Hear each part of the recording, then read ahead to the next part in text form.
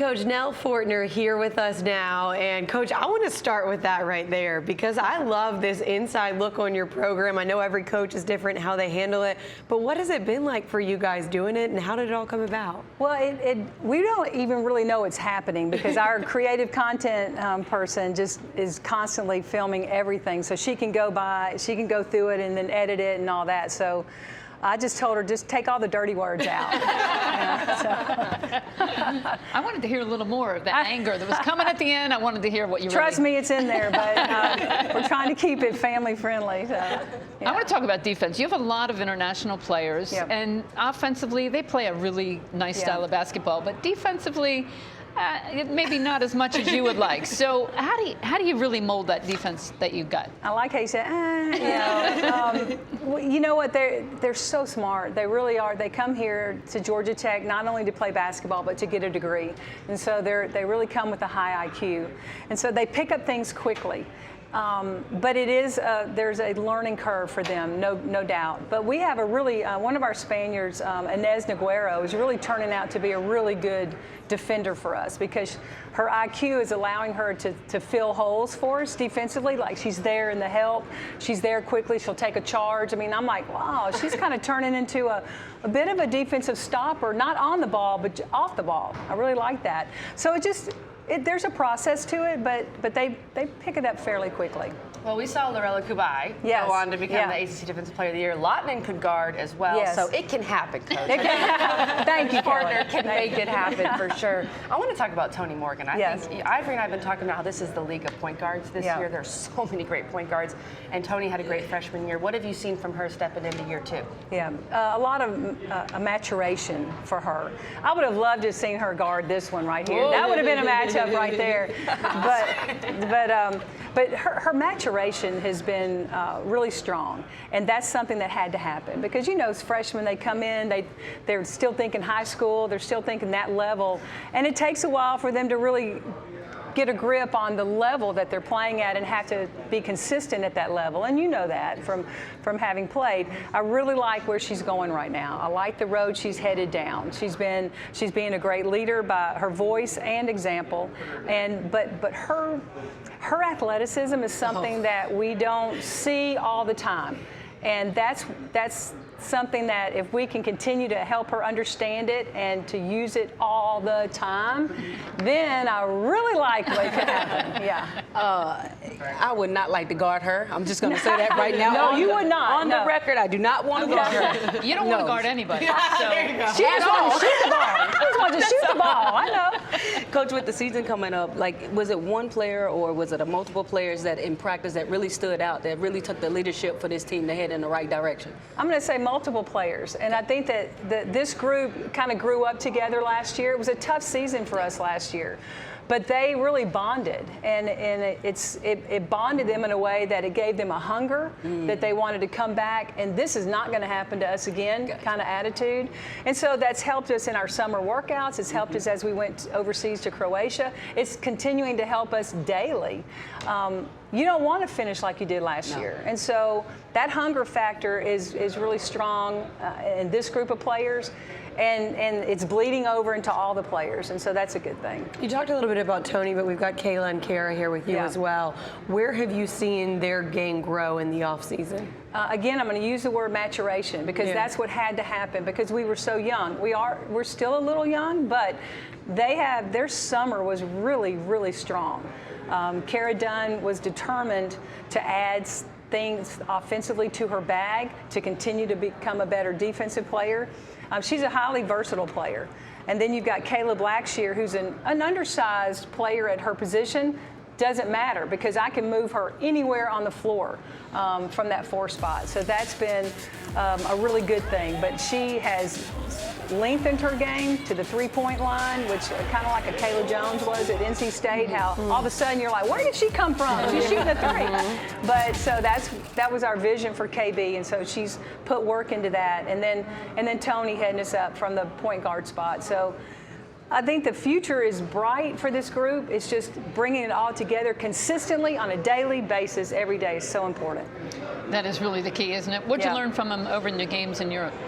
I tell you what I learned. I love Croatia. Okay, like I'm going back to Croatia, and I think every one of our players are probably thinking the same thing. Beautiful country, but you know those 10 practices in the summer are important. It's like spring break. It's like spring football in football.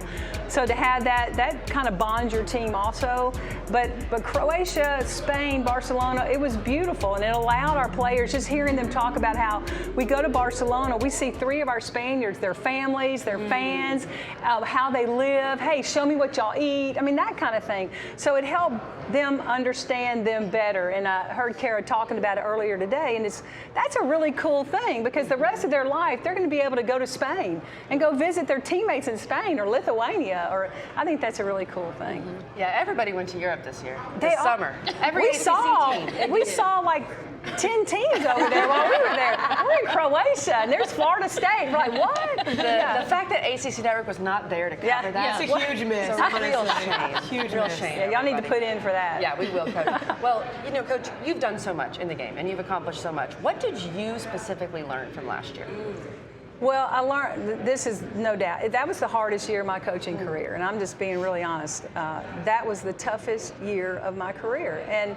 But you have to take the takeaways. You have to get the positives out of it. And the positives were that we stepped up and said, hey, if this is the path we're going down, we're going to play these young kids. And as hard as that is, because you know you're going to take some losses, you had to get those kids the experience. And now you're hoping it parlays into wins this year, a better experience this year, a better season this year. And you know, coaching there's no exact science to it. You think you have the best offensive play, you think you have the best defense, but there's no exact science. Kids have to have it in their heart. They have to have it in their gut. And I think these kids, their heart and gut grew after last season. Kind of like the Grinch. Yeah. I think, you know, failure is how we grow. Yeah. And I know I had a Very year good. like that, and it was extremely hard, but you have to build on it for the following year. You won't know until the end of this year, really, what you learn from it. But hopefully there's a lot of takeaways. And as you said, if you're playing with a chip on your shoulder, that's the kind of team I want to coach. Yeah, and well, that's what we've got. So here we go. Here we go. So, Coach, it may be a broad question. What is your expectation for this team? The way you guys been practicing, you traveling, you see them bonding, everybody's doing well in practice, workouts. Like, what is your expectation with them? My expectation for this team is to come to practice every day and be consistent in your effort, your attitude, your energy. That's my bottom line expectation. Because I think if we can do that, I know if we can do that on a daily basis, we're going to be okay. That hunger, their hunger is real. And when games start coming, if you've set the foundation with those expectations, then I really think good things are going to happen to you. So that's my expectation. We love to hear that. And Coach, from an offense perspective, we know you're known for your defense, and you talked about the heart and effort of these players. Last year, didn't shoot the 3 as well. Yeah. Maybe trying to work on that a bit. So give me more of a look from the offensive side. Well, we're already shooting the 3 ball better. I can tell you that. So we've put a lot of time into that particular skill. And that's something that, like a Kara Dunn, a Kayla Blackshear, all of it, even Tony Morgan, we have got to be Tony has to be able to stretch the floor, or they're just going to clog up the middle and take away her drives, right? So she's been able to add that. Put a lot of work in there, but all 3 of the ones that are here today have done that. But we've got some new ones that are in. Rusne Augustinate from Lithuania. I know I didn't say her name totally right, okay, but she shoots the 3 really well. I'm glad you said her name, because I wanted to ask about her. Don't use the way. Do not use my pronunciation. In this year. Don't use my pronunciation. Russ is a heck of a player. She's just a little baller, and that's. But she adds that 3-point shot to our arsenal.